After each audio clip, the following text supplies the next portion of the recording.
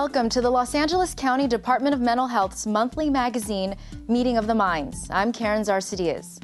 In this month's Mental Health Minute, the Los Angeles County Department of Mental Health, otherwise known as DMH, is gearing up for a new cost-saving paperless technology that will help improve the quality of care for LA County residents. It's called the Integrated Behavioral Health Information System, or IBIS for short. IBIS will provide a state-of-the-art electronic health record system. The paperless system allows clinicians more time to see their clients, and less time is spent with paperwork. IBIS will speed up the billing process for the county and will improve communication between county departments like the courts, probation, and sheriff. DMH is planning to get this electronic health record software up and running by next year, well ahead of federal and state deadlines set for 2015.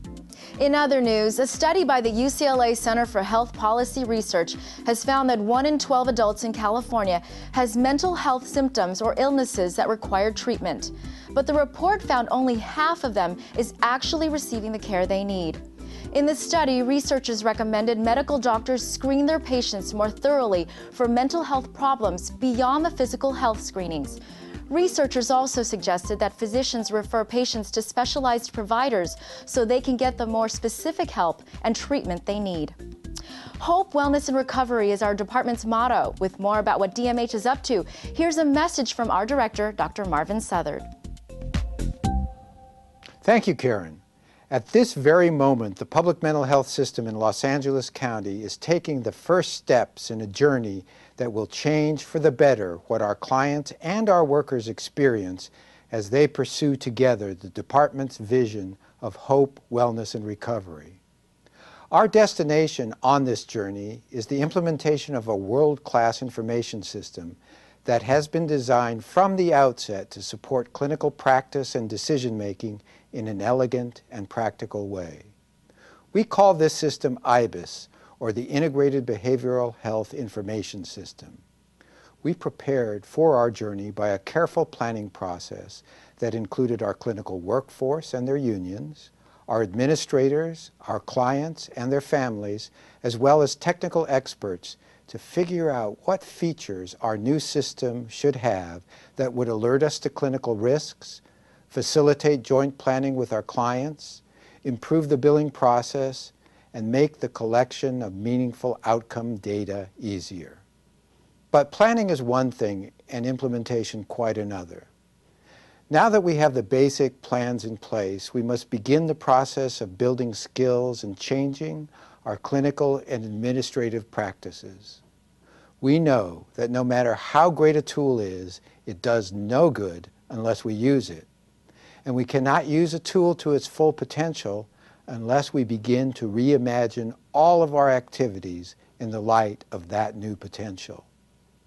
We expect that there may be a few bumps in the road, but within a couple of years, we expect IBIS to be a tool that allows us to bring together all of the personal health and behavioral health information that a treatment team needs to provide the care that is necessary to make hope, wellness, and recovery a reality, and not just a slogan. Thank you, Dr. Southard. We like to share stories and tips on wellness and recovery on this show. With more about this in our Walk the Talk segment, here's Kathleen Fichet. Thanks, Karen. My guest today is Karis Myrick. Karis Myrick is the president and CEO of Project Return Peer Support Network in Los Angeles. She holds an MBA from Case Western Reserve and has an MS from California School of Psychology. Karis was featured on the front page of the New York Times as part of a series of articles entitled Lives Restored, Living with Mental Illness. She believes that each person should have as much information as possible in order to make decisions that will help them realize their dreams. She should know she's on her own journey of wellness and recovery. Welcome, Karis, to Walk the Talk. Thank you.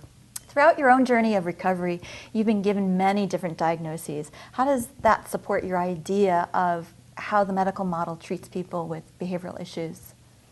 Well, I think, first of all, you go through a lot of different symptoms and people are trying to figure out what's going on. And I think reduces a person to just being a cluster of symptoms. Right, and we don't want to label them. Right. Because often those are not correct or have changed. Well, I think they change over time, or sometimes, like for me, I wasn't disclosing everything that was going on. So it was easy for me to talk about feeling sad or feelings of sadness. It was a little bit harder for me to talk about hearing voices, seeing things, because I knew that was, as I had seen on TV or movies, that was what we called crazy, and I didn't want to be known as crazy. It's okay to be known as depressed because it's an everyday word. At least that's how I understood it. So how did you finally get help? Well, initially, my mom had a concern about some things that were going on when I was a bit younger. So I think she, saw the sadness and, wanted me to go in for some assistance. And then I had stopped eating for a while because voices were telling me that food was poison. I did not tell anybody that, so initially they thought I had an eating disorder because I had stopped eating and lost a great deal of weight. So I was already used to going in and speaking to a therapist and talking to folks about issues that were coming up, but I just wasn't disclosing 100%. Everything. Correct. And how did that come out eventually? Well, I was in a grocery store doing some shopping for some cereal, and I was being told, oh, that's poison, and this is poison, and so I would go to pick up a cereal box, and I would hear, oh, it's poison, so I'd reach for, 2 cereal boxes back, thinking, oh, yeah, you're supposed to not pick the first thing off the shelf, pick the third thing, so I'd pick the third one, no, that was poison, then I'd pick a different brand, and then I heard, clean up on aisle 7, and when I turned around, like the whole aisle was totally decimated. I was not taking the cereal and putting them back. I was actually just throwing them and just destroying the whole aisle in the grocery store. So that's when, we knew something was really wrong. And then you started talking about what was really going on. Yes. Mm-hmm. And how do you maintain your recovery now? Well, I think I was doing it all along, and maybe I didn't know that it was part of a coping mechanism, which is to keep incredibly busy. So I was going to school, going on after I got my bachelor's degree to getting a master's degree, and then kind of kept on going. And when things would go a little bit rougher, if symptoms were really kind of getting in the way of doing the things that I liked, like going to school or being in extracurricular activities, then I would, talk to my psychiatrist or my therapist, my friends. I have a psychiatric service dog named Steinbeck. He's retired out now because he's an old guy. He doesn't know it, but he's an older dog. So he's very helpful. Talking to my family is incredibly helpful. So you have a support network. You have your family, you have friends, you have your dog. You have things that kind of give you feedback about what's going on. Sure. That's great. What advice would you give someone who may be having problems and may need to see somebody? Well, I think reaching out to someone and being able to find someone to talk to, that one person that you really, really trust, who you'll know will never leave you.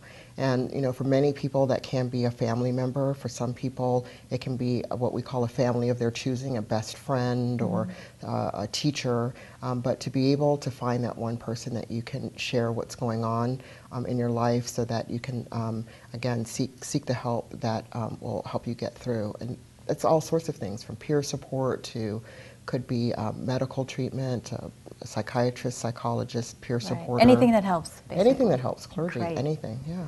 Thank you so much for coming in today. You're definitely walking your talk, and I can't wait to see what you do next. Okay, thank you. You're worldwide. Thank you. Back to Karen. Thank you, Kathleen. And that's the show for this month's edition of Meeting of the Minds. To learn more about the Department of Mental Health and for more information about DMH's programs and resources, you can always visit the website anytime at dmh.lacounty.gov. You can also follow us on our Facebook page and watch our Profiles of Hope videos and PSAs on YouTube. Just search for the Los Angeles County Department of Mental Health or LAC DMH. And if you or someone you know is in need of help, you can call our 24/7 access line at 1-800-854-7771. That's 1-800-854-7771. Thank you for watching. We'll see you again soon.